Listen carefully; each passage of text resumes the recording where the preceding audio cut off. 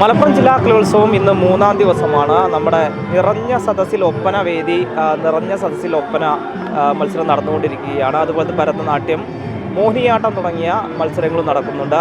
നമുക്ക് 3-ാം ദിനത്തിൽ നമ്മുടെ കേരള വിഷൻ്റെ നമ്മുടെ കോട്ടക്കല, നമ്മുടെ കലാക്കോട്ട എന്ന് പറയുന്ന നമ്മുടെ പവലിൽ എത്തിയിട്ടുള്ളത് സംസ്കൃതം പദ്യഞ്ജലിയിൽ 1-ാം സ്ഥാനം നേടിയ ശ്രേയാംസാണ്. സ്കൂളിൻ്റെ പേരെന്തായിരുന്നു? PMSHSS Elankur PMHSS school. എങ്ങനെ ഉണ്ടായിരുന്നു മത്സരം? എങ്ങനെ ഉണ്ടായിരുന്നു?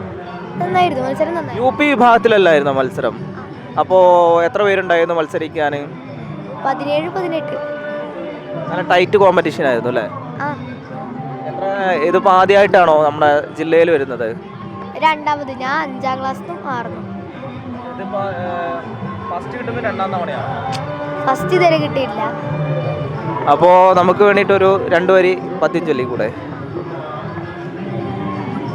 ക്ഷണ്വതാം ഫലമിതം ന പരം വിദാമഃ സഖ്യം പശൂൻ അനുവിവേശയതോർവയസ്യൈഃ വക്ത്രം വ്രജേശസുതയോരനുവേണുജുഷ്ടം യൈർവാനിപീതമനുരക്തകടാക്ഷമോക്ഷം.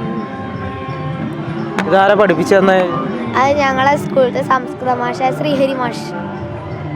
അപ്പോൾ ഇതല്ലാണ്ട് വേറെ വല്ല മത്സരങ്ങൾക്കും പങ്കെടുക്കണം? ഇല്ല.